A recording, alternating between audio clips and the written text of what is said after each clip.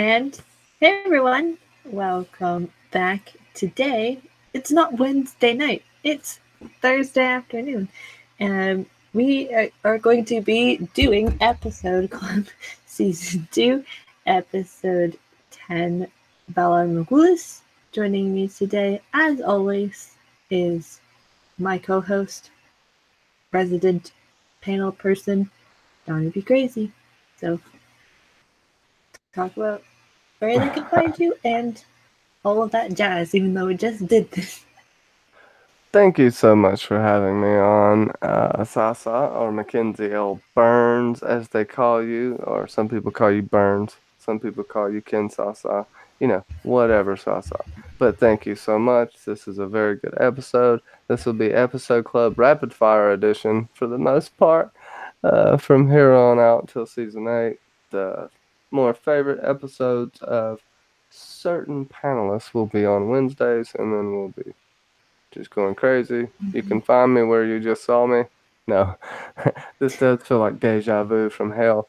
It's like crazy, but it's just on the other end. No, we do Vikings every week. Just did a stream. If you haven't, go check it out on my channel. Doing Fire and Blood chapters 6 and 7 tomorrow, Mm-hmm. and catch up on those. Gonna be doing more character breakdowns. Other shows and whatnot. I also do Westworld. Been a little lag in the Westworld news, but still do character breakdowns and stuff of that nature. And my shameless self promotion is over. Thank you for having me on. No problem at all, Johnny.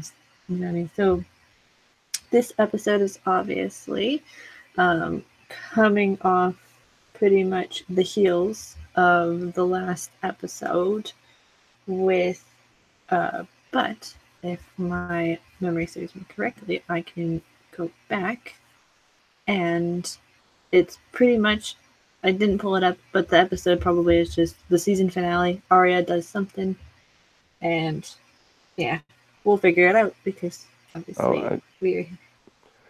Oh, you have it pulled up, or yeah, I can. I think I if you got want it to read right it. here. Tyrion There you go. awakens to a changed situation. King Joffrey doles out rewards to his subjects. As Theon stirs his men to action, Lewin offers some final advice. Brienne silences Jaime. Arya receives a gift from Jaqen. Dany goes to a strange place. And Jon proves himself to Corin. Yeah, that's what it says. Sorry. There you go. My So reading skills aren't up to par. Valar that get reading. Valar, every man must. What is it? All men must read. Whatever the High Valyrian version of reading is. All men must try. Not all all men men, must die, at least. yeah, all men must. So the first scene that we have is Tyrion obviously wakes up from the battle with the massive scar on his face. He informs Pudge to inform others about what Tyrion is asking him to do.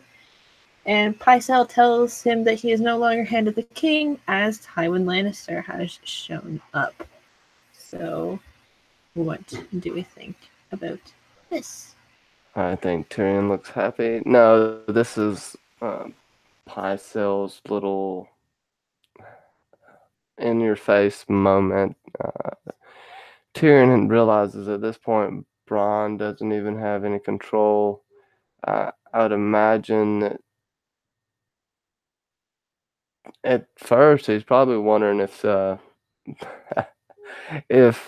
Pycelle's gonna poison him. I think doesn't he turn down Milk of the Poppy if I'm not mistaken? I think so. Yeah. Um, he doesn't want like any medicines or anything. I think because he doesn't want to be like woozy or something. Yeah, and I think Tyrion gets his copper back. Uh, one of his coppers back. He gave the what's her name Yeah. two, but he gets one back Yeah. for I your think. troubles. Yeah. He just Pycelle is one that throws it on his chest and it's like for your troubles or something.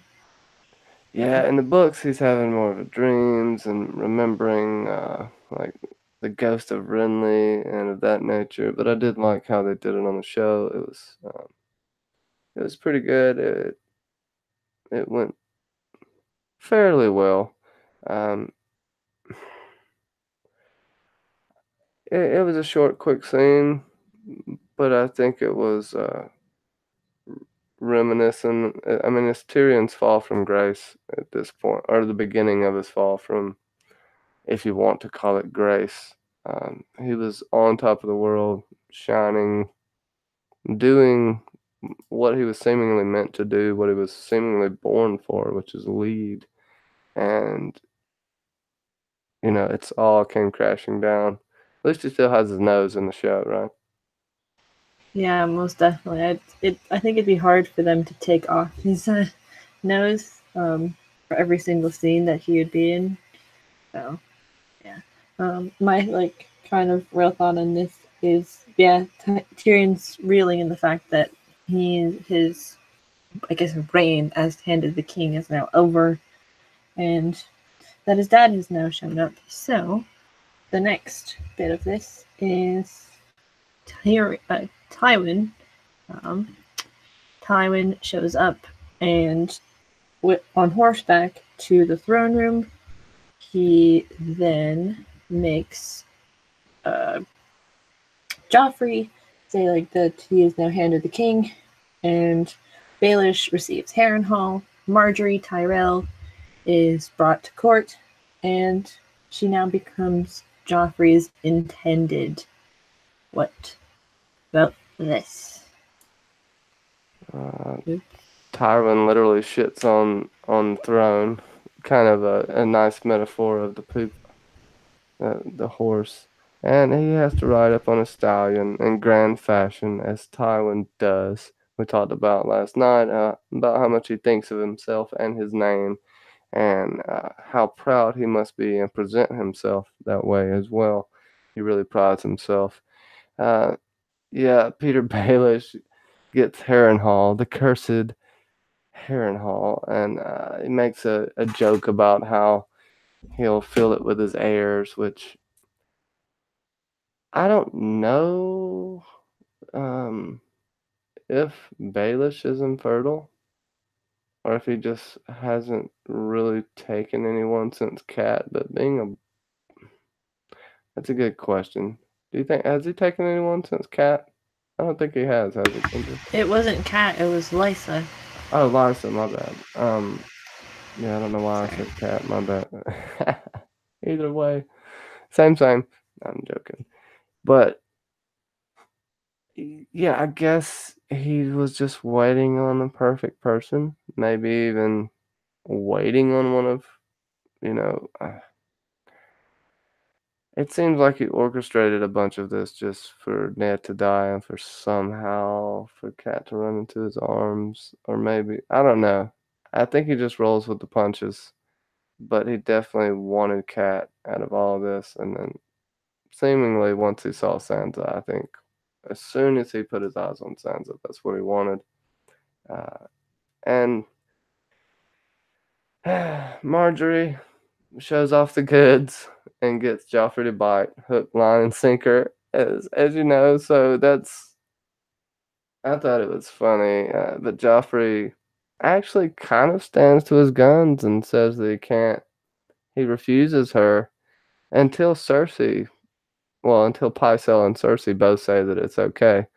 And the funniest part of all this to me is this really made Sansa's day. She couldn't be happier to not have to wed uh, old Joffrey.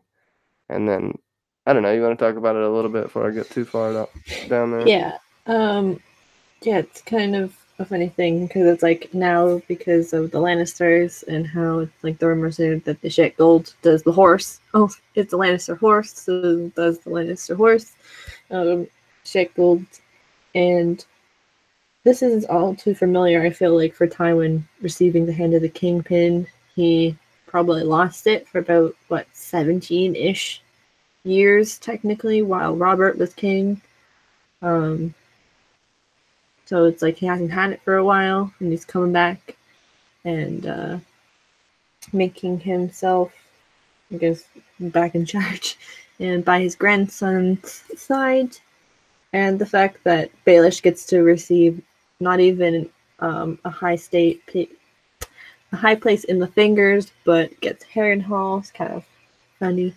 And when Marjorie shows up again, and if I can pull it up, when Marjorie shows up again, and Loras is still wearing, we were trying to figure out if this is Renly's armor or not, and she just shows up, gets all the revealing outfits, and she's like, my sister, she's still pure, uh, and I guess for her age, because how old would she be? Probably just around, because 16 in the books? Or is she younger? I can't remember exactly. But for her age, yeah, I think she's portrayed to be around 18-ish in the show, if I'm not mistaken.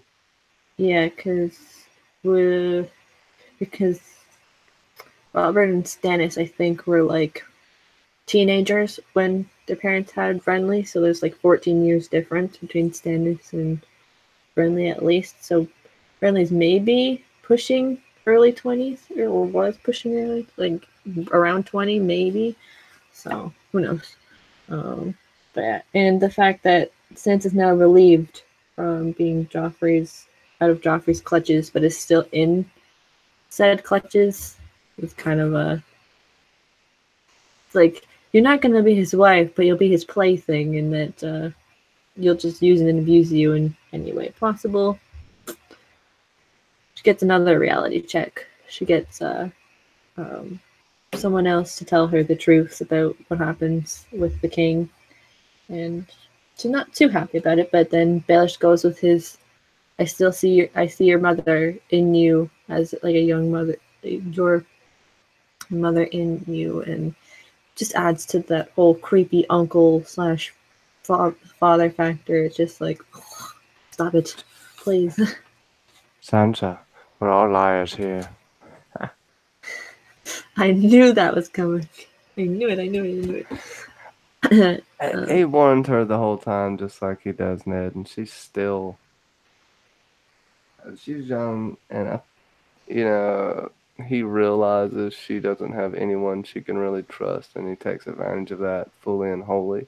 He tells her just enough of the truth to make her trust him, because she still is a child. She's trying to survive, and she really has no Mm-hmm. one at this point to talk to except for Shay, and we don't know how much they're talking yet, but it seems like they had a decent relationship, but I know that's not like her best friend.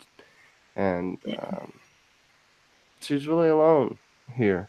And that's Mm-hmm. something that I think can't be understated, is that she is truly alone. There are people looking out for her, but not for her best interest. Tyrion steps in when he can at this moment, but he doesn't like look after Sansa. Yeah. Same thing. The Hound, you could argue, looks after her more than anyone, in an in a silent way. But yeah, I mean, he tells her the truth. I can't put it more than that. Yeah. Sorry Yeah. for the Exactly. long-winded rant there. Well, it's Bailey. She kind of have to be a little bit ranty, and especially when he's talking to an underage character, can be a little bit ranty. It's fine. Um, the next scene we see Varys meeting with Roz, and he attempts to talk about protection while she attempts to seduce him. So let me just pull up the a reference picture here. Um, in this, it's he's trying, and also she's trying. Oh, that's the Santa picture. Sorry, never gonna put that up. But it's the reference into the fact that Varys likes to protect people, and that he will pretty much do anything to protect um, people, especially that work for him, other than Yeah, that are Baelish. useful to him. Yeah, true. I would protect is a strong word, but yes, I agree with you. He does state that he'll try, right? Um, Mm-hmm. Yeah, I was just because throwing that. But yeah, to your point, like whoever is useful to him, I think he protects the most he can. You know, he is the master of whispers. He can't speak up in a sense. He would have to have a plan to formulate. So just like he couldn't really help, he could help Ned, but then the only place they would look for would be him. So he's the least trusted, but the most listened to. Yeah, the master of whispers for many, many, many people. And Roz is just, yeah, she's just kind of trying to figure out how to work herself in this because she's like her character's kind of in like a limbo state almost because she is not like she was in season one and majority of season two with being used like that. Now she's seen more as like a madam almost in the later half of this season anyways because you don't see her in precarious situations a lot of times nowadays. She's just either talking to Tyrion or talking to Varys or talking to Littlefinger. It's not just her doing her quote unquote job, her main job, so to speak. It's more of just taking care of the younger, I guess, women that work in the establishment. Um, Yeah, it's also an insight yeah, into how Varys recruits spies, right? Would yeah, you say? yeah, yeah, most definitely. Because if he can get someone like Roz on his team, oh man, like that would have been like a funny thing, especially with her somewhat connections to Theon, and we can probably almost assume also Roz as well, maybe a little bit. So it's just like, or Rob, not Roz, um, like that. Like, girl's got it going on, and Varys can see that. So kind of funny. Yeah, and he got his gash touched in this episode. Uh, don't know why he let it happen. I guess for the shock value. But she instantly knew who he was when she found that out. And he tells her some truths, right? This whole episode's full of a lot of truths. He tells her that Littlefinger, well, what Littlefinger really is, if she hasn't figured that out yet. And I Yeah. think he knows that she has, and he's using that because he's been watching, or his Mm-hmm. little birds have. So creepy, You but gotta still. have the little birds. Julian just made a good comment and says that just realizing right now parallels between Sansa and Roz.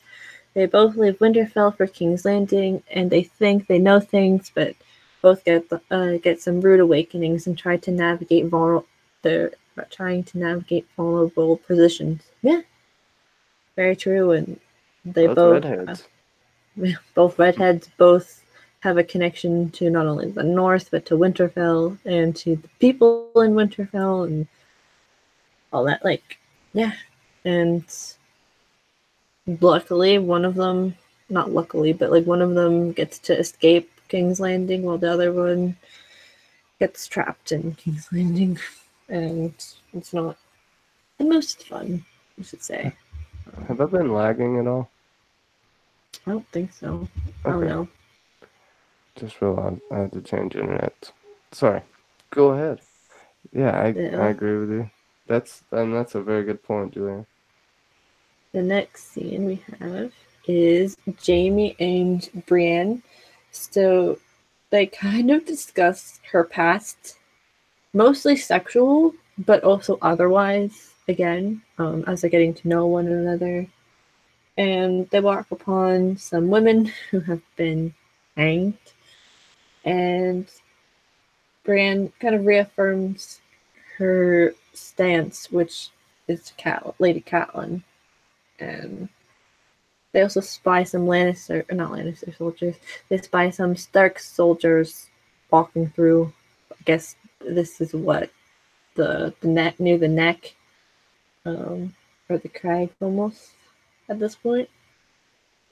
Yeah, I can't remember the actual river, but yeah, it's in the Riverlands, like getting closer to where they're going. Not sure exactly, but um, Were you gonna add anything else? Oh no, I was just gonna say that unbeknownst to us yet, but we see it in this scene.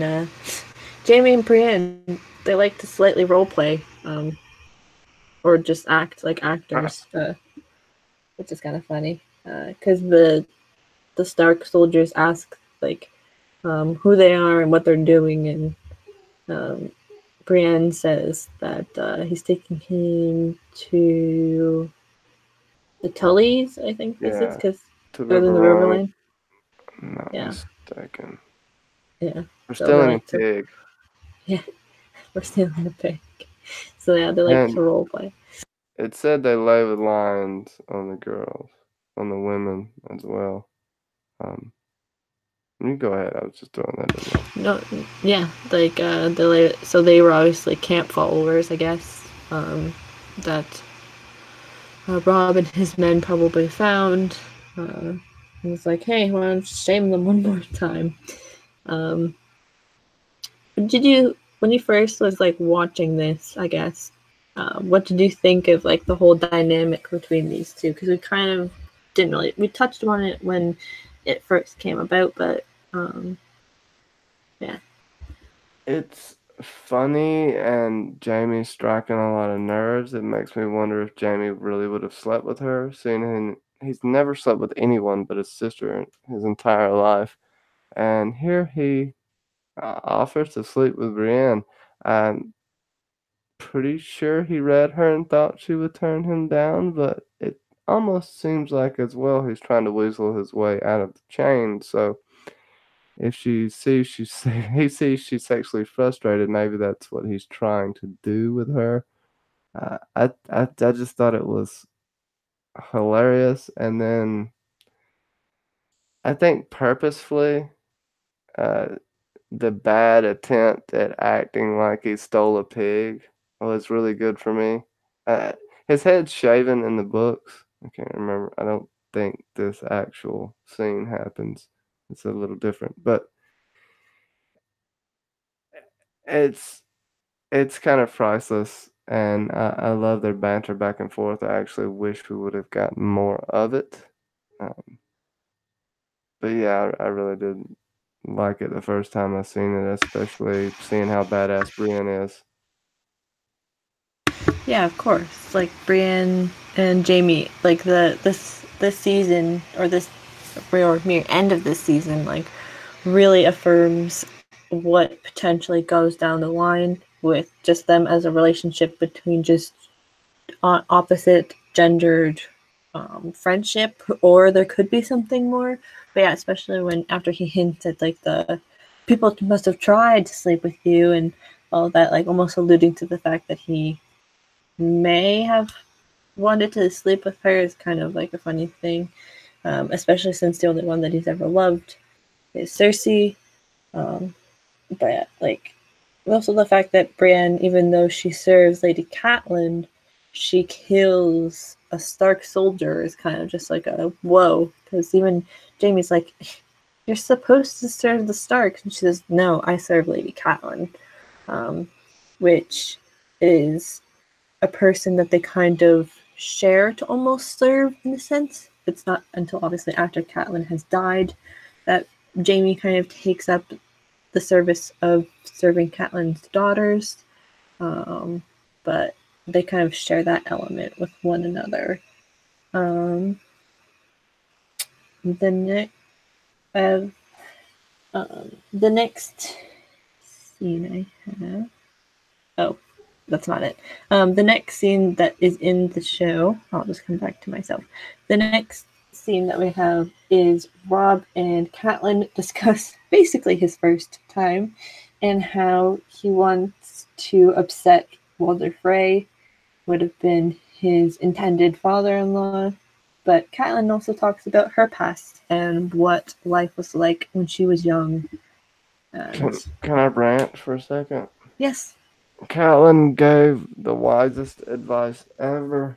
And this is nothing like the books. That's what throws me off. The books, he took a girl's maidenhead of a semi noble, a pretty high house, the Westerlings, who have been all throughout history, it makes more sense. This one, he's just, I mean, Catelyn tells him straight up, yeah, it's fun to have these frolics and, go gallivanting in the woods. I'm trying not to use crazy language here. Uh, but this young love, this lust, and she talks about how he could learn to love a Frey girl and what happened with Ned and herself, and the fact that Brandon died, Ned took her place, and they did end up actually loving one another. And it is statistically proven that arranged, weirdly enough, that arranged marriages actually work out longer than normal marriages. That's not counting places where it's illegal to get divorced and all that. I don't mean that. But there seems to be something to learning to love one another instead of going off those base emotions and a deeper meaning. I think that's kind of probably the best advice Catelyn ever gave Rob. And my God, he should have listened to it. Um, he did not have to marry her. There was nothing tying him to her. She's some foreign girl. He could have kept her as a paramour. I just do not understand this decision. Go ahead. Of course, I will take that. Yeah, the fact that he's just like, well, I love her, like, pretty much is just like it's that weird thing of, I guess, the first, because this is his first, like, I guess you could say, real relationship that he's ever had, with a gender of the opposite sex besides Except for humans. Rob. Yeah, except for Roz, but that's like a different sort of thing almost. But it's like the fact that, and the fact that, like Catelyn says, she's like so elusive, and that she's from a faraway land, and like all of this stuff that just makes her just so, like, I guess, so like attractive, I guess, that to as a marriage prospect. It's like you have to be thinking very smart about this. And Marry her after the war's over or something. I don't know. Come on. yeah, like, You know who not to ask? Even your mother told you the right thing, but he should have asked all the lords, right? He should have had all them convene and asked their counsel. Him going behind their back spits in the face of everyone that called him the King of the North. I hate to say it, but Rob just fatal mistake right here. yeah, and hope for season 8 that this situation doesn't happen again, or else Jon Snow's screwed and he loses pretty much all the respect of everybody in the realm. But the fact that Catelyn says that this my life with Ned, when this is all of my life, and that we learn to love each other and grow into our relationship, especially like after what happened the year ish after they got married, with Rob being born in Winterfell, like transitioning to Winterfell, raising John with Rob and all of that stuff. It's one of those things where it's just like, if you do, like, she's telling him, it's like, don't do this, don't be stupid, but he's just like, well, my father, like, the one is dead and you are being an idiot. So it's like he's just kind of being that hormonal teenager that we all expect. Attila Angel says, let's fave it. Rob was thinking with his little head instead of the one that's on his shoulders. Very true. Bobby Catalano says, Rob makes bad choices. And Shadowfox says, I guess this was about Catelyn and Ned, says, agree. Their chemistry is great and I continues. think Brienne and Jaime. Yeah. Oh, that's true. Yeah, there's just a whole bunch of stuff that goes on, and we obviously see later on that Rob does not listen to any advice and does what he wants to do. But the next scene that we see is these two, the I guess the power couple that is not actually a couple yet or ever in the show. Stannis and Mel discuss his failure at the Blackwater, the Lord of Light, and tells him to stare into the fires and see what he sees. Stannis the man is, sometimes you can be very stupid, but who knows? I wonder what I don't think it's ever shown what he actually sees in this. I don't know if this is the one where he sees the battle for Winterfell yet. But the fire's supposed to reveal all, and by the look on his expression, it's either excitement or absolute scared shitless. What do you think? Uh, hmm. I think he sees himself victorious in the flames and maybe sees some type of trickery from Mel at this point. We don't know that she uses stuff yet. She hasn't talked to Celise about it, but looking back on it now, maybe she did something just to save her life. I mean, at that point, what she had said kind of came to pass, but Davos did uh, counsel him, or Stannis just didn't take her, right? I can't remember if Davos counseled against it and Stannis listened, or if he just didn't take her. But I think she had a backup plan. She knew Stannis was going to be angry at this point. I mean, she just kind of gave up when he was choking her. She had the classic line, "Where's your God now?" And say, "Inside you." And it's just, oh gosh, just drinking the Kool-Aid. You got Stannis just brainwashed. And when you look back at what he's been through, he's all these stillborn births, um, never having a son. The only daughter he has had grayscale. I can't remember who gave her the doll that had the grayscale on it. And It was he's a desperate man. I think it was a pirate or a smuggler from Volantis. I think Somewhere like that. I can't remember. it's it's when they start to show Shireen, and he like explains like what basically the grayscale is to the audience. And he's been overlooked by his brother.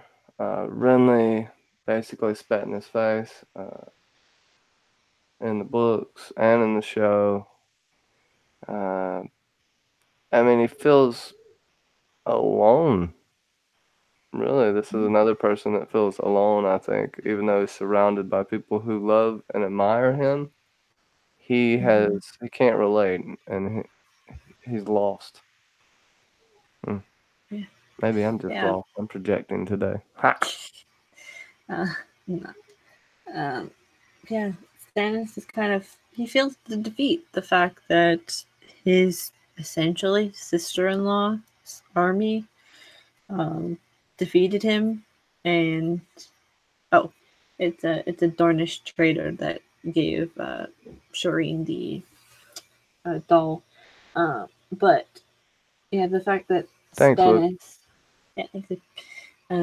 The fact that Stannis is because we haven't seen his wife yet, and or we did for like a brief moment, and he pretty much is just he feels pretty much alone in this, and the one woman who tells him that you're going to be great, you're great, you're great, that you uh, pretty much that you will do great things. And she talks about statements about betrayal, how you'll betray everyone you hold dear, your family, your friends, and all that stuff, which eventually does become true. Um, betrays his wife technically by sleeping with Mel, betrays his family by killing Shireen and the armies and all of that stuff. So what she says comes true. It may not be directed at the right person at the right time. Um, but yeah, she does I think. great things. But Yeah, I was I just don't gonna know. say I think she can see a lot of things that can happen. She just don't know when or the order Mm-hmm. of events. I think, but something like that, she could. You could almost read that. She could be reading Stannis and know that he'll do that for the Mm-hmm. throne. I mean, he wants to be the ultimate, and he's slowly been cultivated this way. And Hmm. I don't know. Go ahead with your thoughts. I find it fascinating. Stannis is fascinating if you really think Yeah, about him. Dennis is like just the fact that he's not he doesn't really throw down his middle child syndrome thing that we've kind of called it Hmm. here. He doesn't really throw that down very much, but yeah, he's complex, and he's Stannis the Menace and Stannis the grammar Nazi and all of that for a reason. Ben made a good point about, although this is kind of off topic, he made a good point about the trader who had brought the doll to the Dornish trader that landed on Dragonstone. He says, I still believe Oberyn is the one who sent the trader with the doll in revenge against Robert and the Lannisters. Seems pretty cool. But yeah, because probably at the time, um, we don't really know for certain how uh, old. Um, because Shireen was only like a baby when that happened, so it's possible and didn't want to attack the royal family specifically. So the next best situation, I guess, maybe. Um, and because Yeah. Stannis is Good kind of point. defenseless, it's his only child that's survived birth, pretty much. Something to think about, ponder. Um, Power in King's blood, but I just think blood in general has power in it. I think she and the belief. I think a belief in the magic has a lot to do with it in this world as well. The more she can get Stannis to believe, maybe the more it'll work for him. mhm, Given the leech thing, which I still think is pretty much a coincidence, but still, yeah, the way she used it, his belief, kind of like voodoo, except there's a little more, black magic. yeah, there's a little more tangible magic here, but she does use a lot of tricks, a lot of, Mm-hmm. what would you call it? Fortune telling, reading type tricks. But yeah, very good points, Yeah, especially about the demise of and taking out everyone he loves. Go ahead. mm-hmm. Sorry. No, it's fine. Mhm. Um, the next scene we see is Theon and Lewin discuss the hornblower, plans moving forward, the dead ravens, and basically how he was captured. Um, Theon, and then it cuts to Theon wants his names in the history books before being knocked out cold and them setting Winterfell ablaze. But before all of that, Lewin is stabbed. So we get a crunchy Theon scene, and taking out of Maester Lewin. What do you think Oh, about? yeah. Well, that was tough. Uh, it. We go back to the horn blowing, right? I'm gonna kill that man. That's all Theon could care about. But at that point, it's when you're so nervous and you're so ill that anything bothers you, and then you have a repetitive war horn being blown all night. It would drive you insane. He played that very well. We hear, Lewin is trying to help Theon, trying to get him out of there through the secret passages under Winterfell, which I do believe we will see in season 8. They will more than likely have to be used. I don't see how else they'll get out of there if they get surrounded by the army of the dead. Um, he talks about growing up knowing he's a prisoner and uh, his whole life being reminded of it, and his father rejecting him when he goes back. But I would still argue that he had a better childhood than he would have on Pike because his father still would have been an ass. His father didn't treat Yara that well. I mean, she had to earn everything she got uh, through her deeds, not by being Balon's daughter. Uh, because she was a woman, it made it harder for her. See, I'm going on a freaking tangent about Yara.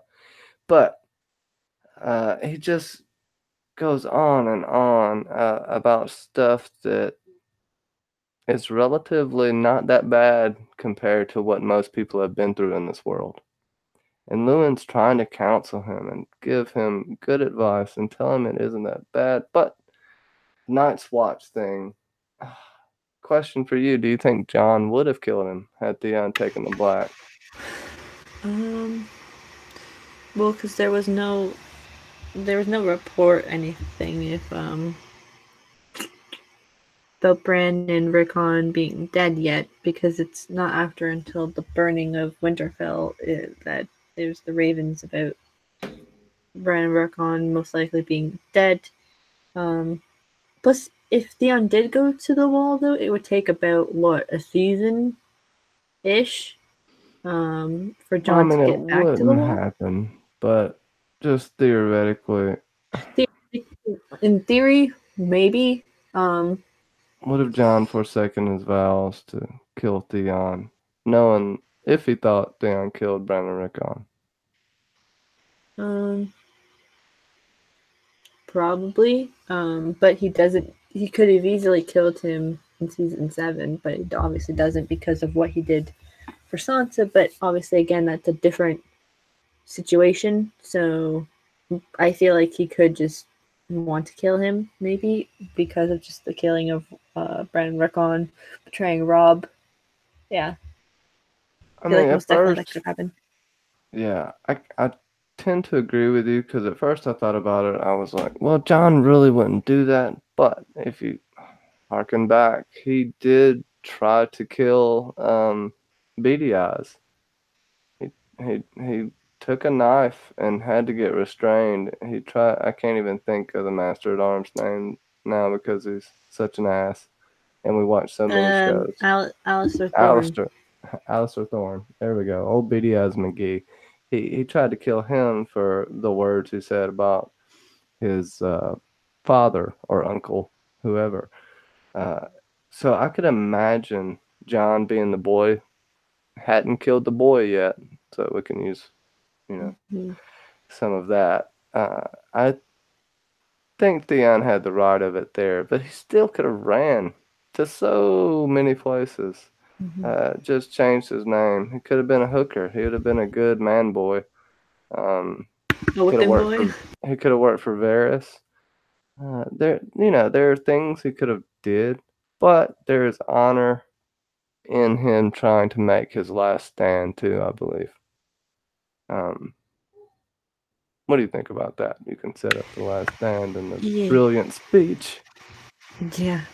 When yeah, like Theon, what do you hear from my father? Has my father sent a raven yet? He's like, Lewin's like, you killed all the ravens. Like, he's like, you dumb idiot. Like, you killed all the ravens. It's like the chances of getting one right now are slim to none. And when he talks about being captured and his reaction to Winterfell, it's like, when I first arrived, I thought it stood 1,000 years before me, and it will stand 1,000 years after me, after I'm dead and gone. Potential foreshadowing that even though Winterfell becomes burnt in season 8, maybe there's destruction, but it still stands enough that the families of whoever can, or the person, whoever can retake it and rebuild and all that stuff. And then about his speech, it's just like he just wants to be remembered in the history books, and because Lewin just speaks out of line or out of term, he gets stabbed, and it's just like He'll Lewin, be the known first, forever as the limp Kraken the limb in cracking. the annals of history. Go ahead. I was just throwing that out. Exactly. No, no. And he makes yeah, and then it's Dagmere Cleftjaw that kind of knocks him over, and he's like, "I thought he'd never shut up." So it's like even Dagmere is a little bit fed up with Theon's antics at this point. Well, Dagmar actually let him finish up. Lauren was the one that said it. I thought he'd never shut up. And Yeah, he's like, it was a good speech, and I didn't want to interrupt it, and it really was. This was the height of, I guess, Theon's manhood, pun intended. It goes really downhill from here. Yeah, exactly. Like, especially for his character. Uh, come what season 3, episode 5, maybe it's when he's captured by Ramsay and all that. So this is the last bit of, I guess, relatively sane Theon. Um, but yeah, um, the next scene we have is again a Tyrion scene with him in bed, and he's talking to Varys this time, and he talks about safety and how um, everyone is gone that has been connected to him in some way, whether it's Bronn being released from the kings, the gold cloaks, to the tribesmen, to like pretty much everything that Tyrion has set up has now been disbarred because Papa Lannister has shown up, and Tyrion says the line of swimming toward the drowning man, brings out the merman theories, and then Shay comes in and she talks to Tyrion about his scar and how pretty much she has been paid, but This is for yeah, you, straight from Sly McLean, right here. it's Uh, there you go. Word up, my man. Thank you for that. Ha! I just had to throw that out there. Sorry. yeah, no, no, no, no, it's 1,000% truth, and people are like Santa's stupid, Santa's stupid. It's just like um, she's able to out outsmart Littlefinger. So, what do you think Bobby about? says lots of bad choices in the show. Yeah, I mean, he finds out. I'm guessing, he immediately realizes he's alive only because Pod's bravery, right? And uh, Varys informs him of everything. Uh, uh, apparently Cersei ordered the attack. I'm assuming. Uh, I thought it was. I can't remember if it's Cersei in the books or not. I'm a little off today. maybe. Forgive me. I feel like that would be But something she would do. um, the hill tribesmen got set home, and Tyrion's just brought down at this point. Um, he goes ahead and warns him about Joffrey. Joffrey already feels resentment for, he already has that self guilt that he's going to project on everyone since he was a coward during the fight. And Tyrion really honestly saved the day, but Tywin gets all the honors uh, when they both should get the honor, in my opinion. But we realize that Varys seems to really be invested in Tyrion even more than we thought previously. It kind of harkens back to a little Ned Stark and the Black Sails uh, visit, in my opinion. And I'll let you talk about it for a minute. Yeah, like 100% the whole Varys and trying to meet with the hand, and how pretty much like that the ex hands are tied almost, and that pretty much he has nothing that he can do about it. And when Varys goes, this won't be written in the history books, but we will remember it as it was. I don't know. Does this get written down, or this now thinking about it even calls into credence? Like, what if Tyrion does something really, really massive in season 8, and it never gets written down.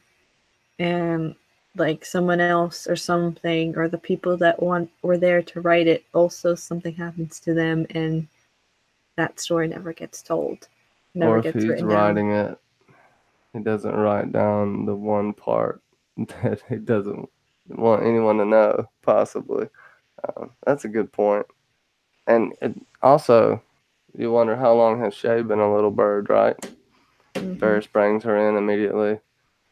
How can... Come on, Tyrion. Tyrion, you're killing me. Just rant about that for a second. I gotta catch my breath because this makes me so mad. Yeah. Um, when Tyrion is talking about like how he's like, you have to that I pay you to lie and all of that stuff, and how he has his scar, and how his scar like pretty massive because it runs from like this side of his, like one side of his face to the other side. And she's like, I don't really care about that, blah blah blah. It's like, and about the money and how she just wants to be there to be his lover and all that. And it's just like, um, we kind of slide back from where we were last night in terms of the, oh, this is so sweet with the Shay and Tyrion scene. This is just like, now it's just like, oh my god, it's gone back to 3 steps instead of going forward a step, for me anyway. And yeah.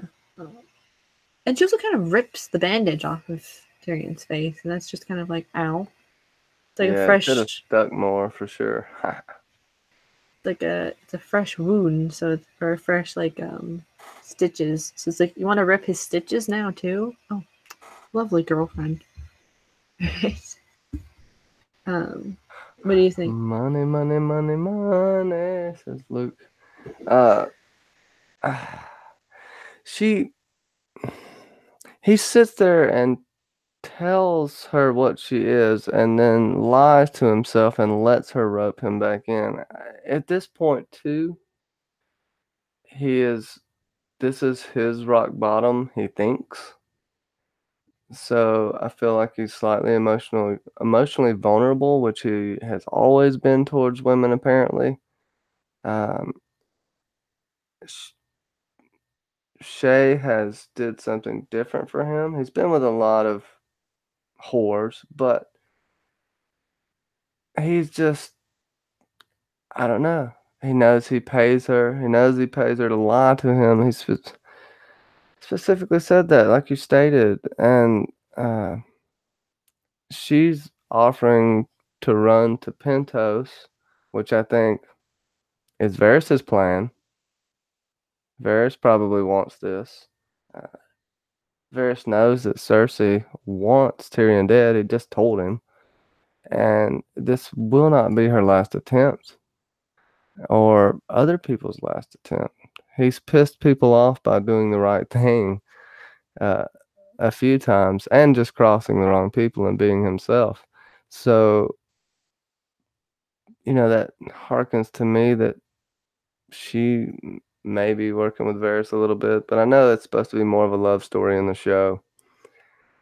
And I don't know. It's just kind of sickening. I'll leave it there. I just wish Yeah. it may like when I was, I don't know. It's like when you're young and in love, like when you're 10 years old or something. I don't know. But you did bring up though when we were talking about this episode before about how Shay mentioning Pentos and how Illyrio Mopatis is in Pentos. So was that whole mention of let's go to Pentos and some so and so is like, or that you'll will be safe there. Um, was that like a thing that um, Varys had set up so that Tyrion would be already in Pentos when Dany would eventually somehow maybe get there, because she's obviously still following the strategy of go here, then go here, then go here and here and here until she gets to pretty much relatively close enough to then um So we got a good yeah, thought in the chat yeah, from Septuagint Secret. yeah, You go wanna? ahead. Oh, you Do want you me to want go me? ahead? You're gonna yell at You me? can read. No, I'm joking. You Have you can guys read heard the it. theory about? Have you guys heard the theory about Varys is trying to collect a few good men? Ned, Barristan, Tyrion. And I do feel Tyrion is an active, willing participant in the Shay lie. Um, hmm, that's an interesting thought. I don't I think really. he lies to himself. I don't know if he's an act. It's a good point. I do think Varys is trying to collect people that would be best for the realm. Definitely a team of politicians or non anti politicians, whatever you want to call them, because it's a ragtag group. If you want to put them together, that is a very good point. Hmm. Yeah. What's that whole thing with Tyrion? Like the crippled bastards and broken things. And although Barristan and Ned aren't really broken thing or bastards or broken things, they've just it's assembling a good amount of people that can protect people or that love people or do things for other people and are selfless. So it's a good idea. A Um, semblance of honor mhm. as well, uh, not uncorruptible. I don't feel like Tyrion could really be bought off, right? If you think about it, a lot of these people can't be bought off, and that'd be something that's really highly esteemed and rare in this world. Hmm. Yeah, like there's so much that this could even just be a thing of like the good men in Westeros. That could be just an entire stream that happens. Or the good. Um, but Shay's the mentioning of Pentos this early on and with Tyrion. It's either foreshadowing it or it's just her trying to push him to go so that when Dany is there or relatively near Pentos, that it's just like a hop, skip, and a jump and she's there with him. So I don't know. But maybe Yeah, just talk. because Illyrio's whatever the hell he's doing over there. I wonder if he's just gonna be lost or we'll see him again next season. Because he's gonna have to come back to visit. There's they've been plotting a coup since season one. If there is nothing else there, that's gonna make me so mad. But we can move on if you want. Yeah, yeah, it's fine. Um, yeah, we can talk about that too another time as well because it's so many thoughts just kind of bubble in your brain. Um, the scene after this is Blech. Robin to huh? Blech. Marriage. No. Yeah, nah. Rob and Talissa they get married, and how the hell does she know the words of the seven if she's from Volantis? Ah, she practiced. She practiced. That's about Do you it. really There's think not that she? probably. I mean, it's not. They're not that hard. I could remember them in a night if I had to. And she seems to be a smart spy who writes lots of letters, so she's a learned woman. Um, I just, it's just a quick scene. People ask the question of why, since Rob had the old gods of the north, why did they get married in the light of the seven? It was simply Rob was rushing to marry her, and that's something else that really pisses me off. Why are you rushing to marry her? Why? So your lords don't find out and can't tell you no?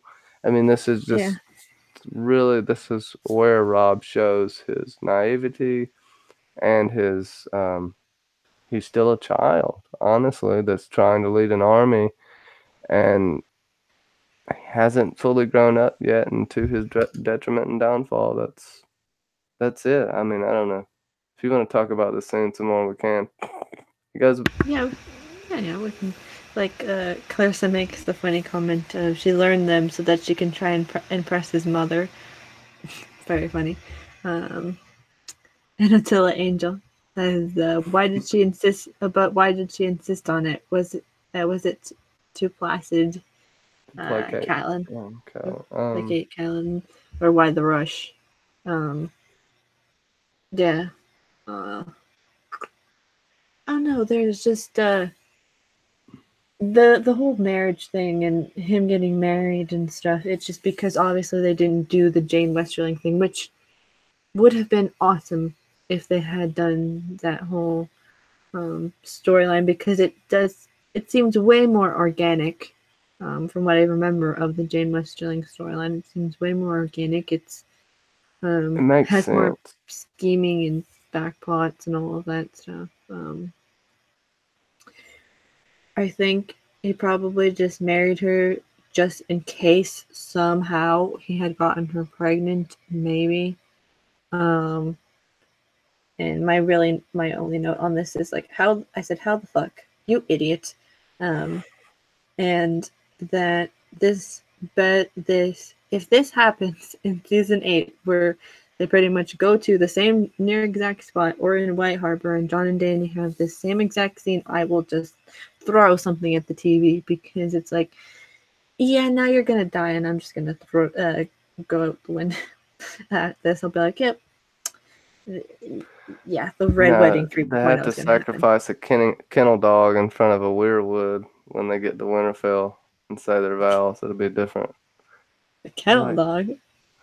yeah, they have to make a blood sacrifice. I'm just throwing kennel dog out there. I don't No. know. Um, if mm, yeah, we see some. See, there's not gonna be some magical wedding. If there is, it's forced, and then are they gonna make up? Oh man, I don't even want to think about that. We'll talk about that later. Yeah. Daenerys, though, yeah, perfect segue. You want to talk about all her scenes? Khaleesi! Yeah, we can do, I Um, guess, the both of them together, because yeah, they're all if you pretty want. much one. Um, so we have Danny in the House of the Undying, Part One, and like named it Part One because there's it's a little bit of a break before there's the next part, and pretty much Khaleesi, Dothraki warrior, I can never remember his name, and Jorah walk to the House of the Undying, and Kavara, Kavaro, Kavaro Kavaro, I maybe, think. and yeah, she takes like this. It's a circular building, but she takes a one corner and she disappears. And Jorah just starts screaming, "Khaleesi!" In his like possessive, friend zoney way, um, out the wind, up the into the atmosphere. His friend. Khaleesi. Yeah, it's like a labyrinth sort of deal where I guess she went through an unseen door or a glamour door. It's kind of hard to tell. It's pretty cool the way they did it. Mm-hmm. It, you know, I think it's funny how Jorah screams. I mean, he's super worried. She's the only thing he's got left to hoping of having a getting back to Westeros at this point since he Mm-hmm. turned down the pardon. So he's just looking after her and her bosoms forever, you know, because that's all Jorah thinks about. So creepy. Um, you know, she finds herself. She's dark. She's in that dark room, and you can hear. I think you hear like You hear the Jorah dragons screaming. and Yeah, Jorah, and then dragons, and then are you frightened of a little girl? She goes into all that. Do you want to just get into the rest of the yeah, we might scenes? as well talk about it because Um, it's pretty much connected.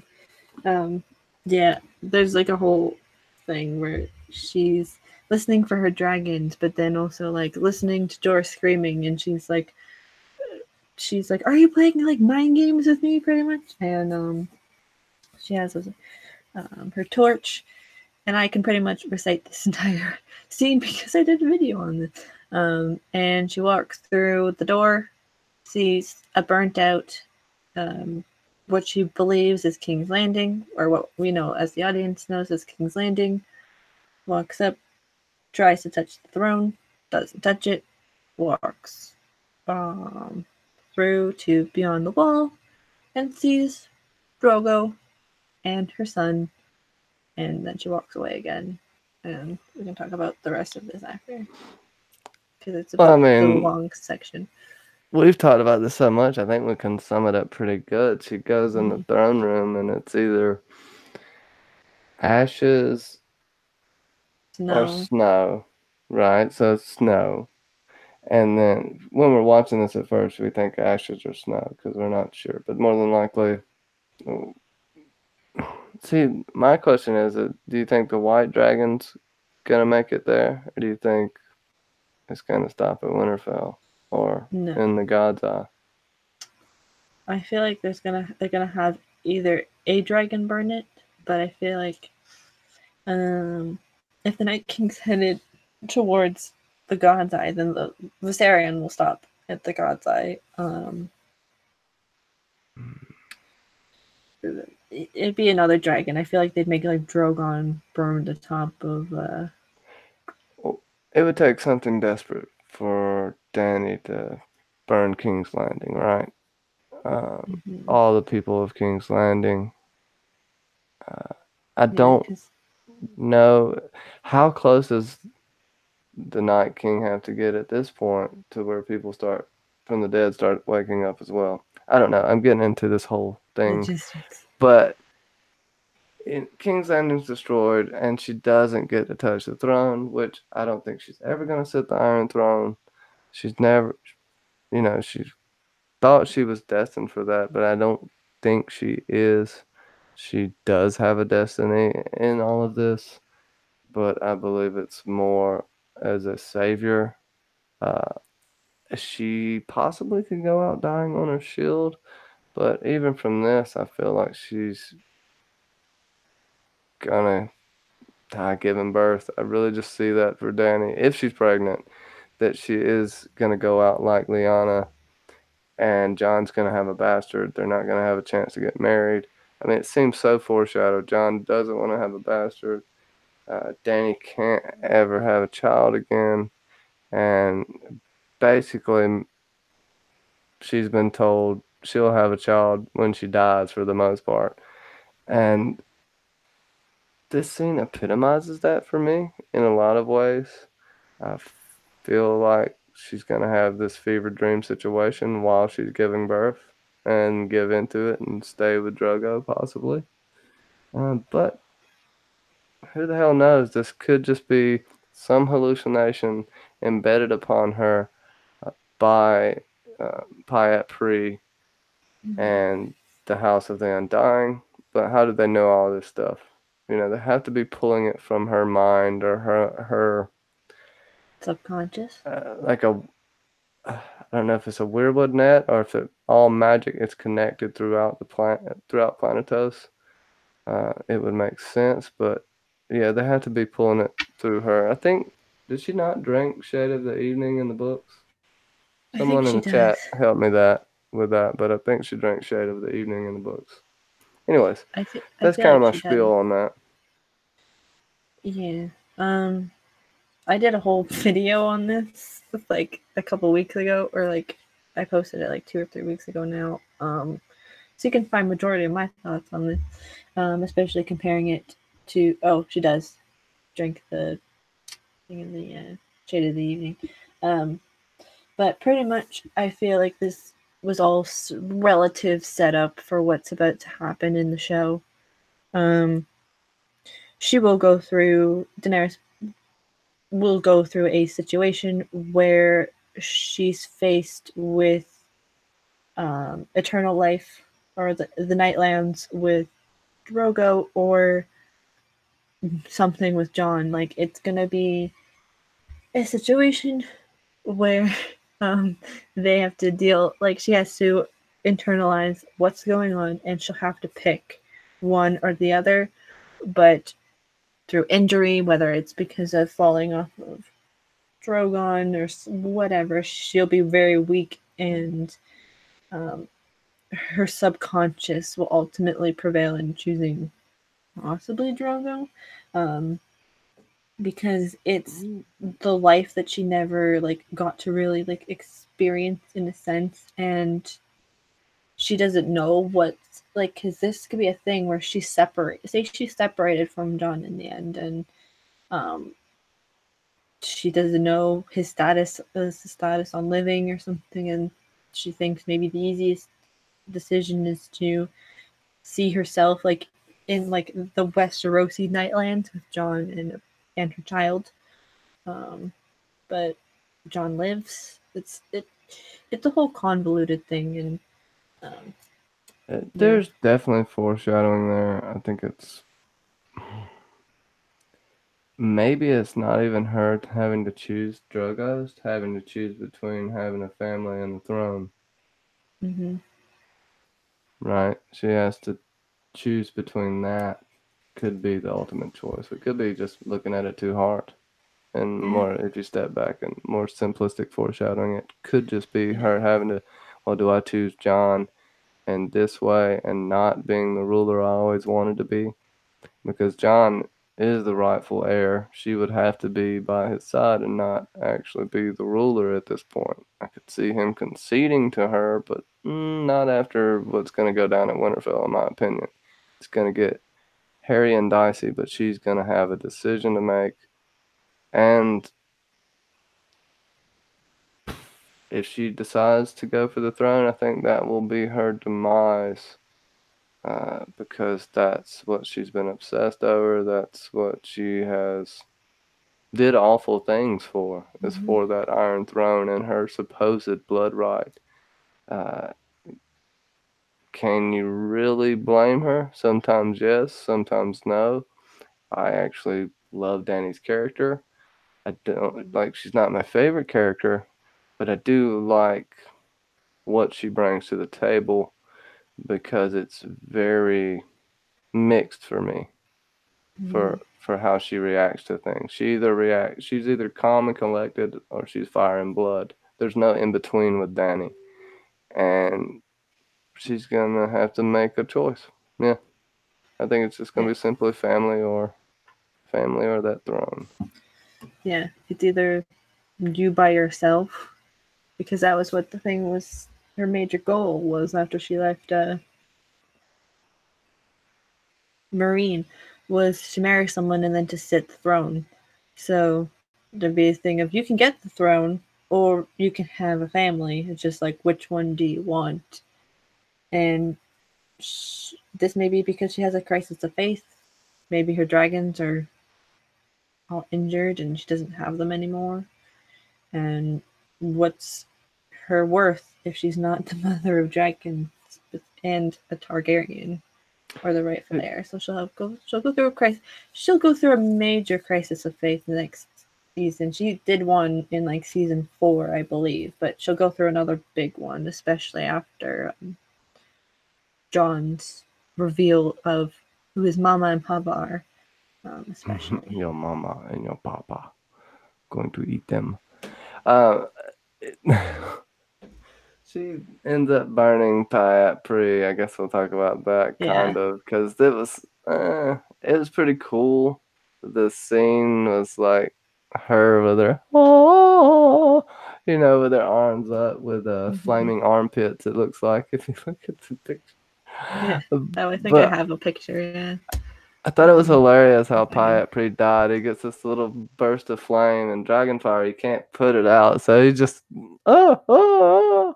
I think it's worse to die by a poof of dragonfire than it is to just get melted straight up by Drogon or Balerion the Black Dread, because you just get that little poof. You're gonna literally suffer until you die.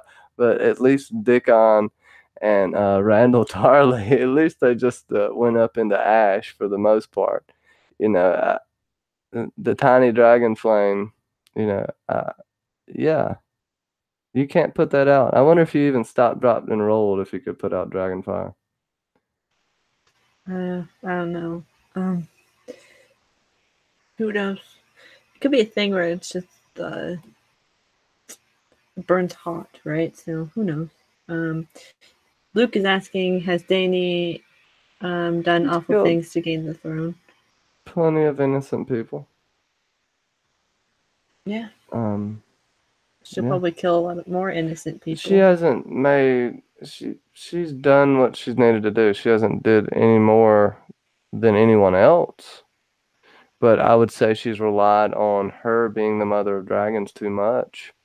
I'd say she uses that too much as a crutch instead of her relying on herself more. and that's what she needs to find is herself. And I think that's kind of been Dany's whole story, as a journey of self-discovery, from realizing that she's more than just this mother of dragons figure.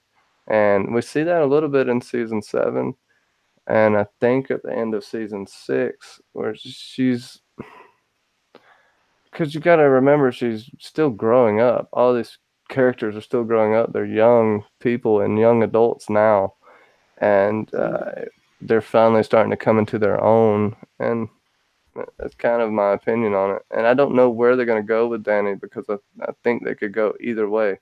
She could turn out doing something where she gets angry to a point where she does something she regrets, or she ends up doing the right thing. I don't know what that's going to be, but I do know it's going to be a game of politics for sure when they get there. And can Dany handle the heat? Can Dany handle the North? Can Dany handle a Lord talking down to her? Yeah. Without doing something about it? Can she handle that? Uh, she hasn't handled it very well lately. Um, but maybe Jon can change her. Maybe there's a few things that happen, but I don't know how much time they're going to have to unite before they're going to be fighting and stuck together. That's kind of maybe her only saving grace, is when the White Walker, if they get there before hell breaks loose in the North, that's going to be her saving grace, because they'll have to band together at that point. But everyone in the North doesn't necessarily believe there's an army of the dead. They haven't seen it. Only a few people have seen it at this point. They're there, but they still don't understand. Like Dany even said, you don't understand until you've seen it. So Is it I've funny? triggered many people, I think. Yeah, you've triggered the comment, but they haven't reacted yet, so it's kind of funny. Julianne made the comment of Johnny reenact GOG screams like last night. Jesus. And and Clarissa makes a good comment and a valid comment of, what if Sam and Bran spilled the beans before Dany and Jon even arrive? What if they walk into Winterfell being the only ones who don't know who Jon's parents are? LOL. Cry laughing face. Well, most people are gonna know. I don't. Ooh. See, you can't. Sansa's gonna keep it. Not everyone's gonna know. I think Sansa's gonna be smart enough to keep it a secret that Yeah. they're not gonna be happy if Jon's actually Targaryen. It's gonna cause a whole scene, and they don't have time for that. And Sansa knows that. But I think she's told a few select people, for sure, that know, and that she thinks she can trust. It's gonna be an issue, and they're gonna have to announce it at some point, because Dany's gonna talk about all her Oh, did I drop? Dany might be on board with just trying to fight the army of the dead right now, but that's the short-sighted goal. Um, you have all these other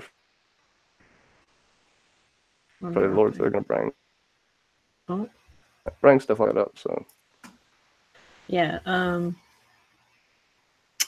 I feel like maybe she knows.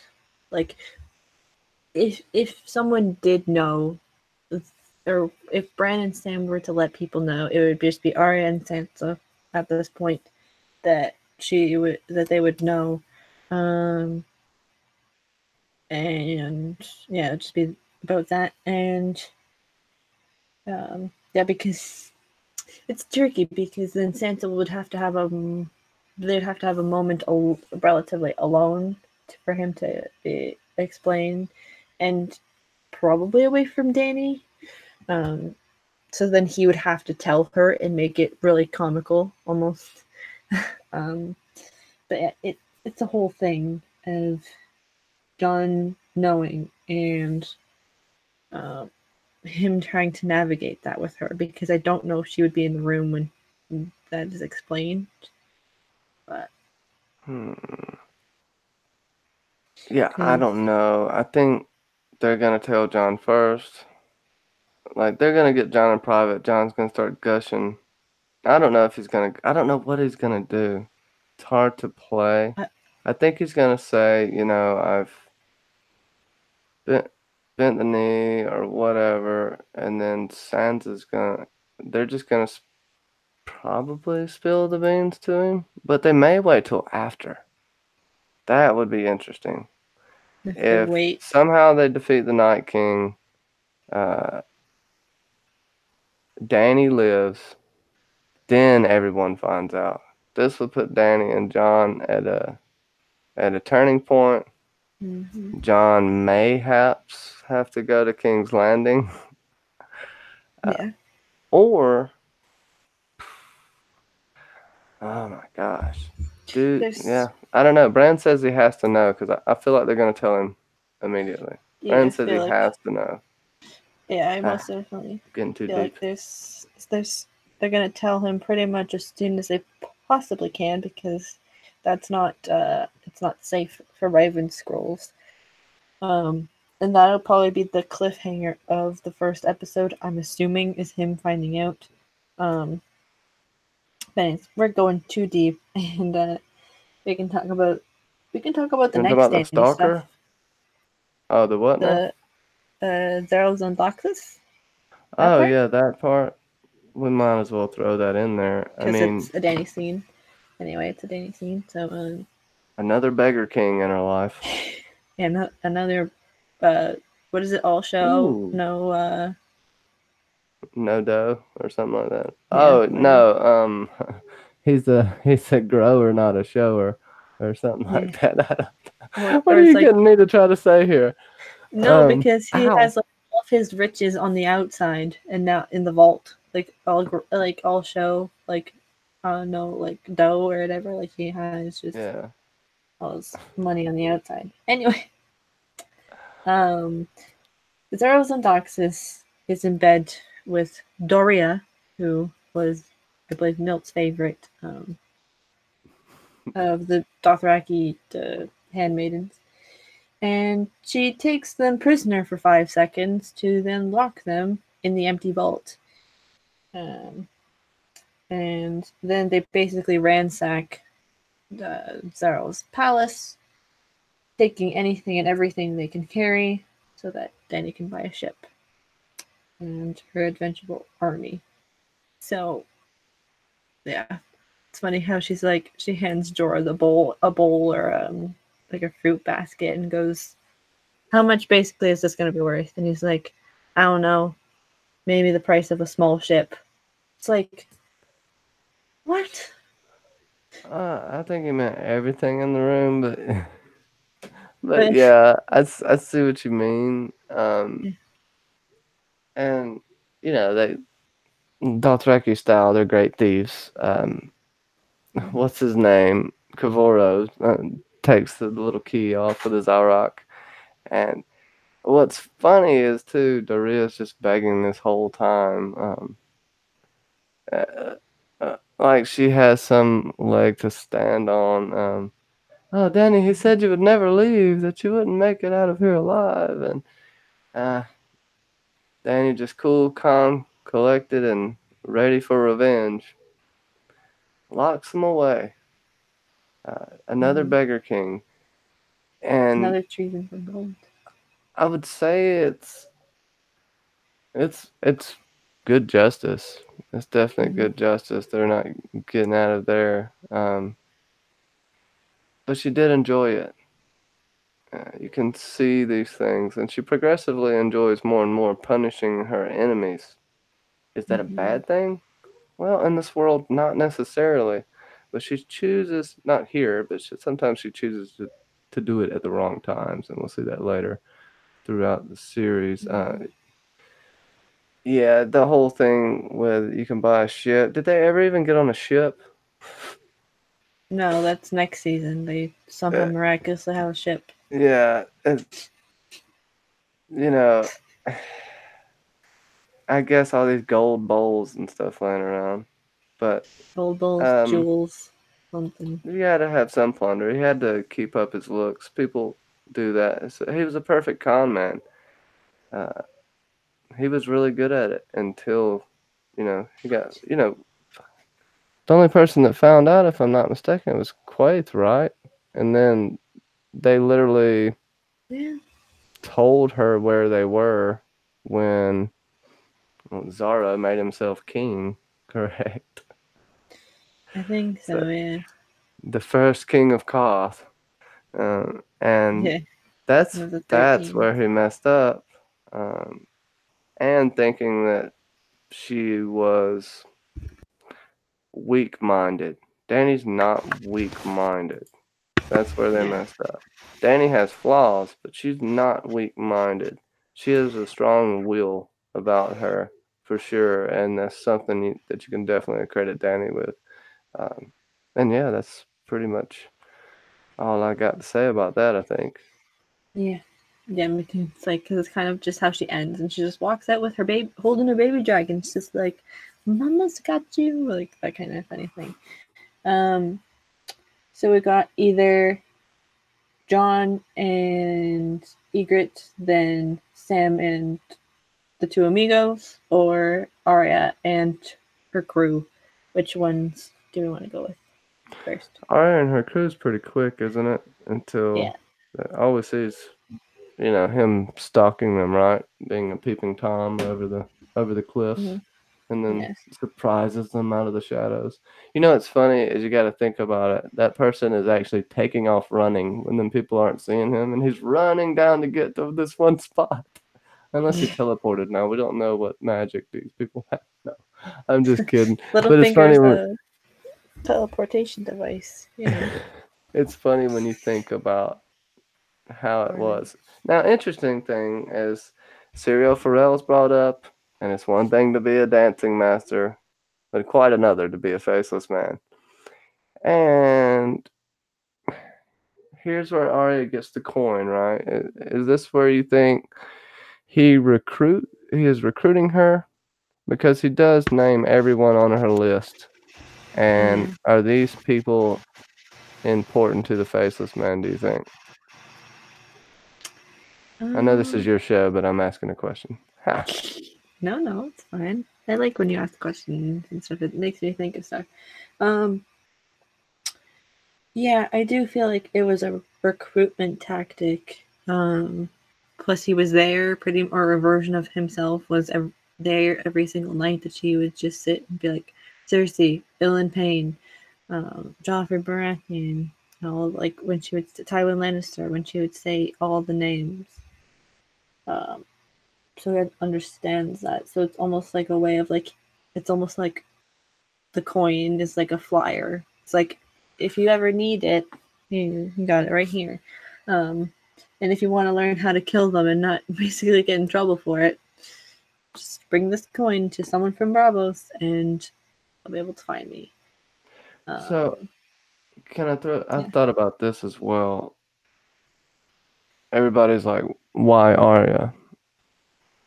She's highborn Westerosi. One, if she does choose to be a faceless man, they get her face when she dies.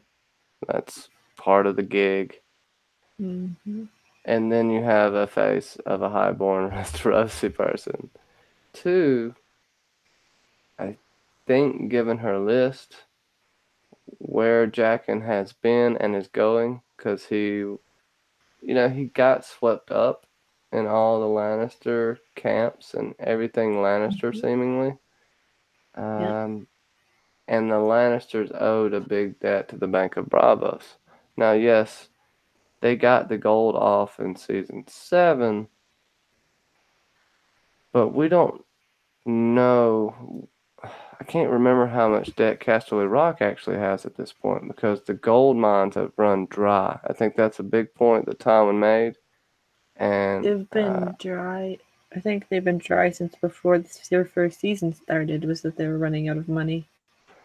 and it wouldn't be just King's Landing that needs money. Tywin would need money for Casterly Rock as well. So you can only imagine how much he owes the bank. And I don't know if it's ever been stated at all, but he has to owe them something. He has to keep Casterly Rock. And Um, I think the crown owes like 3 million to Tywin Lannister or something. Was it was mentioned in the?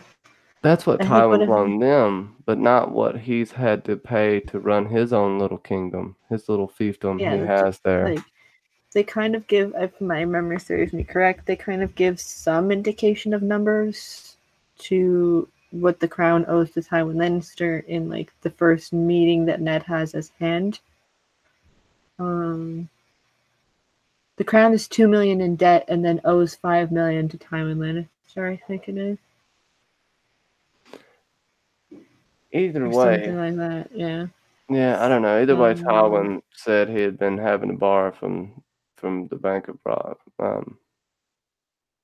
Bravos. So it was a person who has a vendetta against the Lannisters and a highborn child and a girl at that, inconspicuous, perfect recruit for a faceless man, in my opinion. And I think Jockin saw this. And that's yeah. pretty much. And Go ahead. no, it's just like it talks like with their video that I did with Arya and the Faceless Man. It's pretty much like that whole thing of Connie said like 10 million in debt, gave Ned a heart attack on the first day. Ned Stark did about have I think he had a coronary. Yeah. yeah, um, and Ned Stark with the freaking debt because he can't imagine it. Yeah, you kind of talk about the whole Arya and what's probably why she was recorded into the Faceless Man based off of um, contextual evidence of that's not germs, which is kind of cool. So make sure to check that out on Johnny's channel. Um, the last sort of collection of scenes is John and the Beyond the Wall stuff. So Don't mention that episode. Beyond the Wall. I'm just. Oh wait, we'll yeah, get no, we to it got. at one point. Did we talk about Osha and Rickon in the catacombs? Oh no, That's we didn't. after. We didn't. No, We we don't. actually no, we didn't. That was well, yeah, we didn't talk about that yet. Yeah, we'll talk about OSHA and so OSHA and Rickon and Bran with Hodor leave the safety of the crypts to reveal the burning Winterfell, and they say their goodbyes to Maester Lewin. Um, very sad, um, but also slightly creepy, but also very sad. Um, why it's slightly creepy is because he's like, "I pulled you out into this world." It's like, stop Mm, with the creep, slight creepy factor. that's what he does, I guess. And it's All right. Osha finally decides to come out. She thinks it's been long enough. She brings the kids out of there. They go looking for everyone, and they find Master Lewin in the God's Eye. Like you said, he's done drug himself all the way there from the main court, and I think it's a damn good ways. And if I'm not mistaken, he freaking drug himself there in the books. It makes you wonder what he knows. He does have a Valyrian steel link, which is in the magic arts or whatever you would want to call them. And why does he choose to go die in the Godswood? They did have a mini sept there, so if he believed in the seven, he could have went there. I know he served the Starks of Winterfell until the day he died. You can use that, but possibly he knows something about Bloodraven, and that his memories will go into the tree, if that makes any sense. He knows this secret. It might still kind of be a legend to him, but maybe he's pondered it throughout his life and knows that he could, at least his memories can live on through the Weirwood net. Um, that would make sense to me because Lewin has always been a curious person, and he said he studied so many things. I think he did study magic arts for a while, and then he failed at it, or like everyone does, so to speak. And I just, mm, yeah, it it was tough it was pretty sad. I know the creepy part, but Osha put him out of his misery, and she so she basically made a sacrifice to the old gods right there too. Now thinking back on it, if you want to touch on that, any of what I just said, go ahead while I'm gathering my thoughts back from rambling. Yeah, she kind of does make a sacrifice to the old gods. Um, and Lewin in this is kind of, because we know how you've said, like, Osha is the best mother Bran and Rickon have ever had, or one of the best mothers Bran and Rickon have ever had. It's almost like Lewin was their almost best grandpa that they've ever had, especially giving them the advice of put on as much clothes as you can, pack as much food as you can, and go and see your brother, like go to safety, because um, it's a dangerous world out there, little ones, and um, you have two people here to protect you, but you need to go to Winterfell, not Winterfell. You need to go to the Wall to see Jon, but they don't want to leave him, which is like kind of heartbreaking. It's that they don't want to leave him. They really want to make sure he gets better and give him medicines and try to make him better. But we, as the audience, know that he's not going to get better, and she obviously does give him a quick death. And we see them walking out of the burned Winterfell, and again, this is the next step in at least Bran becoming who the Red Raven is supposed to be.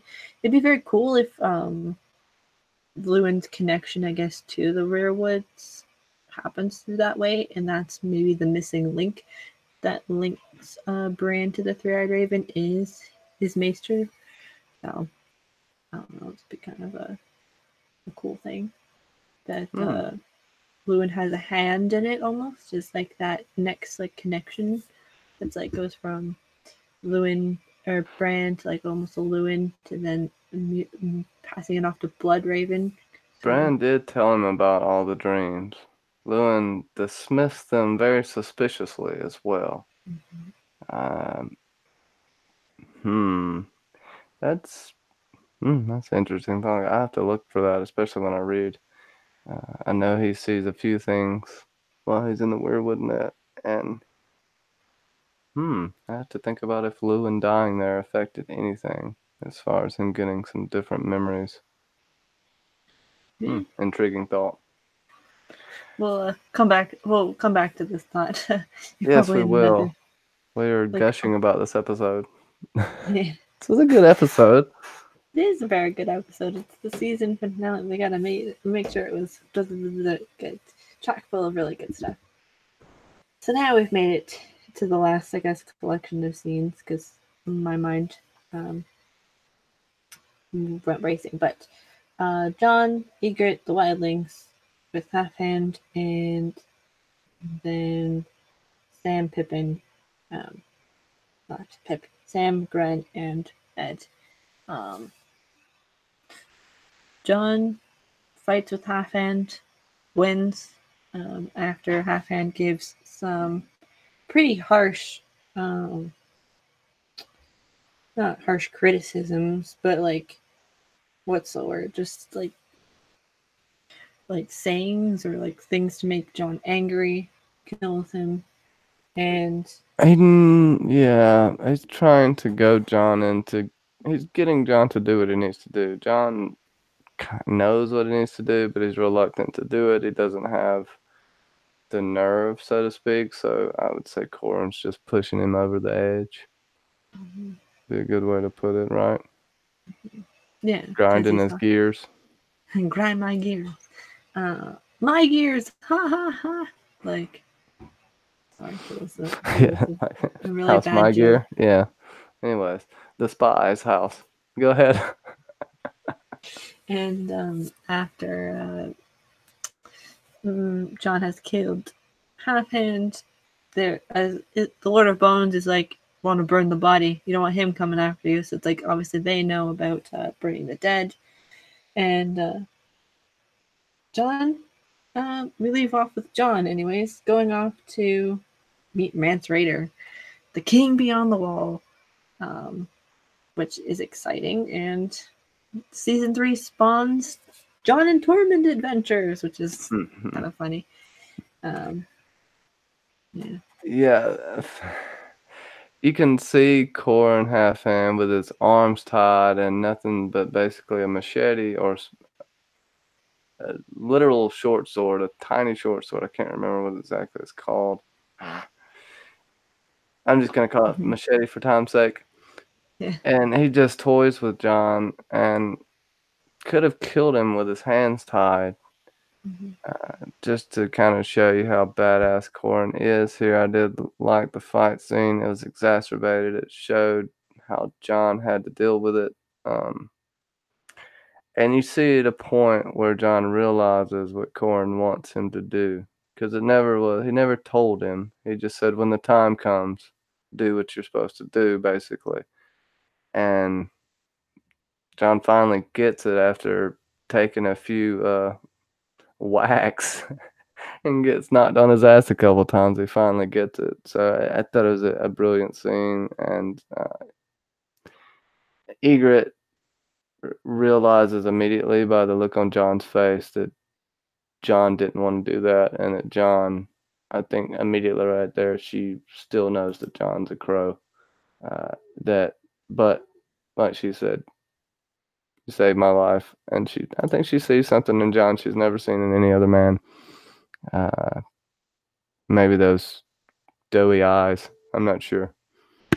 Yeah. The doughy eyes and the curly dark hair. Yeah, it's just Foraging for animal poop. Oh, we're going. Oh, keep going. So 3 amigos collect shit to make a fire, and Ed does his classic, I guess we call it Eeyore impressions, and Sam continues on his lovely thoughts about Gilly, and they hear not one, not two, but 3 blasts, like the tagline on the thing says: 1 blast, 2 blast, 3 blast, run. And Sam is obviously left behind because he's not the fastest runner, and we see the whites and some, I guess, leaders of the white army, and they don't know that Sam's there, or they just try to avoid him, which is kind of weird. So my question is, why? Why did they just let Sam live, and instead of having him be converted, whether something greater good or not, it's yet to be seen specifically. But it's like Ed with his stupid, stop talking, and knowing the difference between different types of shit. It's kind of funny. Johnny, what you Well, think? I mean, that's all you have to do up there, just dig for shit, right? And it makes, who is it? The Lord said makes a good point. Anywhere you gotta burn shit for warmth. There's no place I want to live, pretty much. And at this point, you hear the first blast, and oh well, they talk about Gilly and why Sam finds her particularly interesting, and it's because she's a girl. I think that's really funny. Sam's just smitten. Just Sam talking about a girl in general. He's probably never even been able to do that in his entire life. And, right, he has a girl to talk about that actually talked back to him. And he gave a trinket. But you get the first horn. Oh, it must be Jon and Corrin back. Then you get the second horn. Grin pulls his sword. It's wildlings. It's like, you're not going to fight them all yourself, dumbass.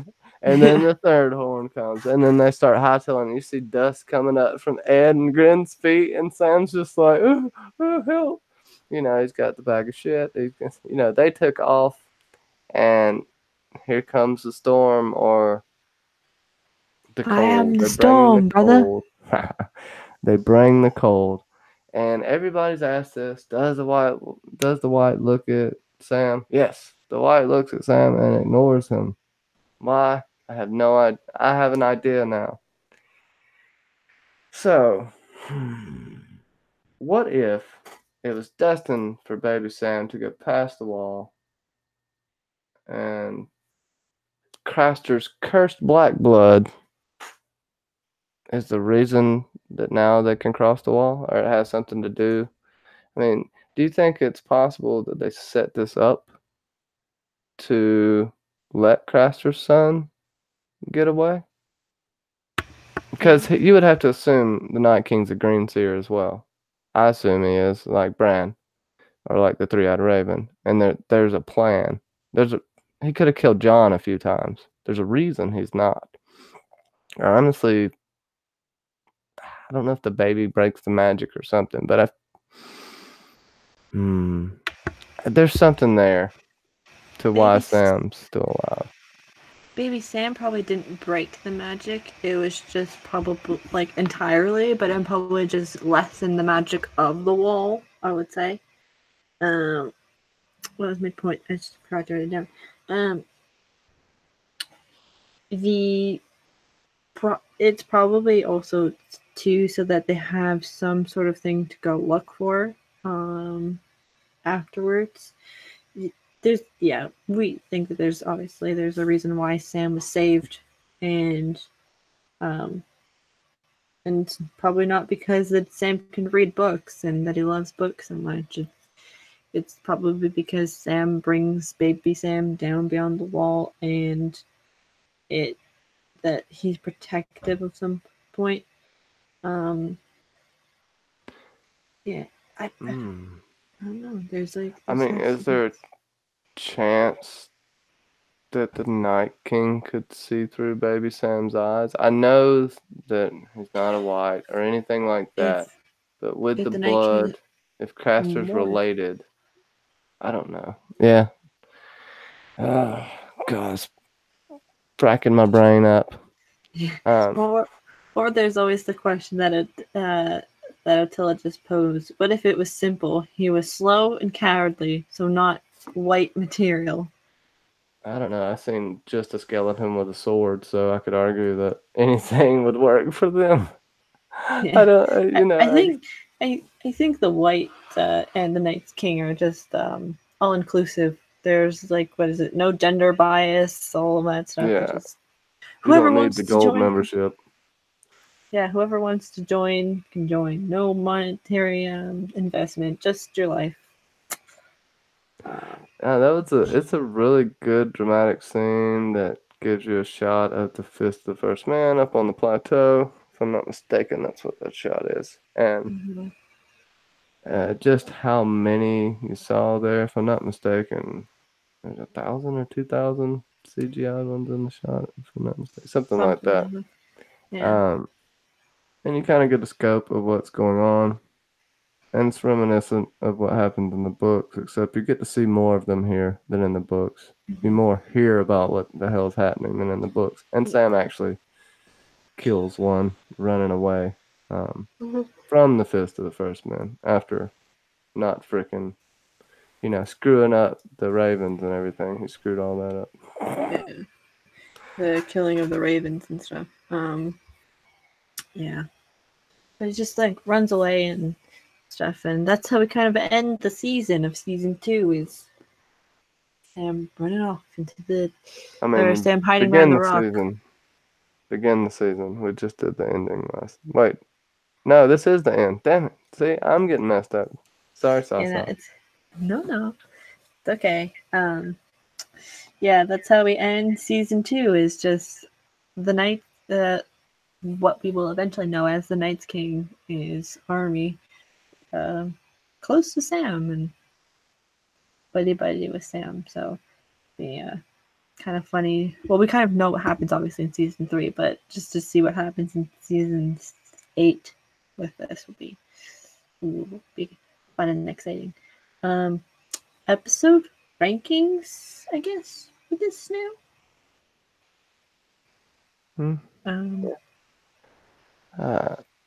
I give it a 8.5 toots. Oh, horn blows like a horn blow. Toot toot. I thought it was a good episode. It compiled a lot of stories into one. A lot of foreshadowing in this episode for future seasons to come. And a really long episode too. I think they went over. It was over, yeah. 64-minute episode, and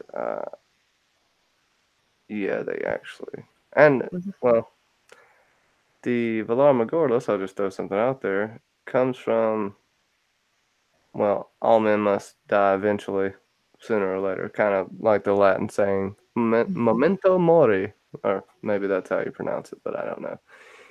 Just thought that was interesting. Take a shot. Take a shot, everyone in the chat. Final thoughts of this? Yeah, you kind of just gave final thoughts. So sorry, I'm not.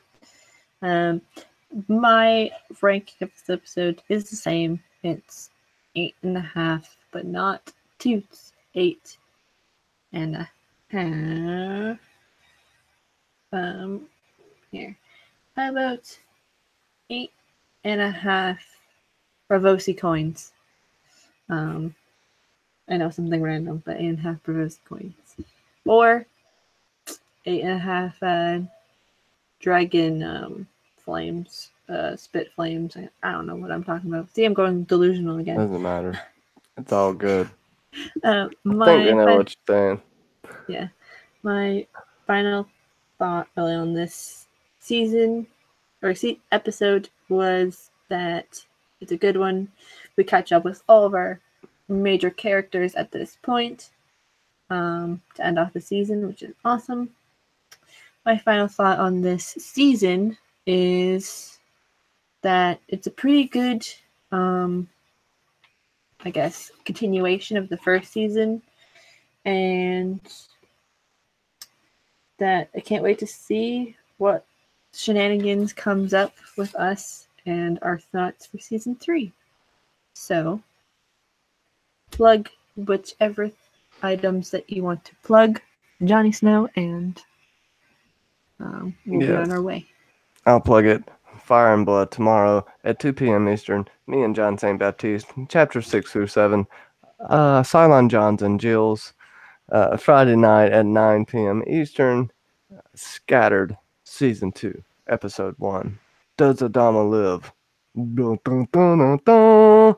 And then this weekend, at some point in time, maybe an episode club of 2 with Kenzie. Yeah.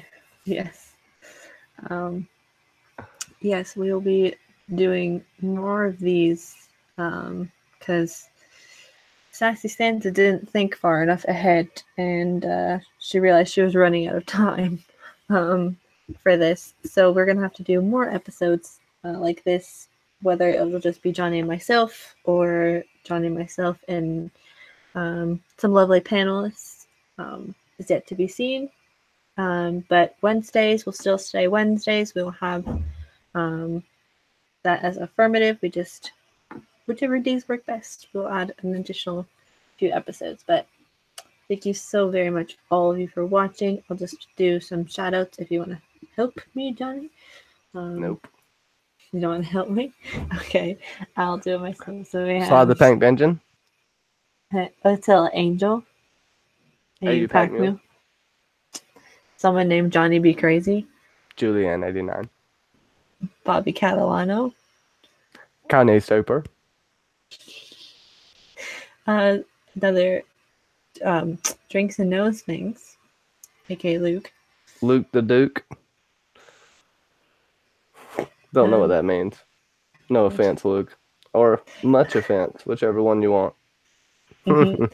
Clarissa Thompson. Alicia Kingston. Red Sox fan. Septuagina's Secrets. This feels like a contest. I know, it's like who can name off the one after. I think that's it. I think I win because I got the last one. Oh, Fat Ninja Flip. Oh. There's some more. I can't go back more. My bad. It's on my phone. Bobby, I think you got Bobby Catalano, but Bobby. Clarissa. Edward Lee, Sydney, Australia, California, USA. I don't know who this person is, but hello. Elamar was here. Let's see who else. I think that's it. Oh, the dog show. Shadow Fox. Someone else was. I'm pretty sure. And Shadow Fox. And if we missed your name, I am deeply sorry. As always, you can call me out next time when we do this. And with that, we'll leave you guys. Yeah. So, bye everyone. Bye. Sorry for being creepy.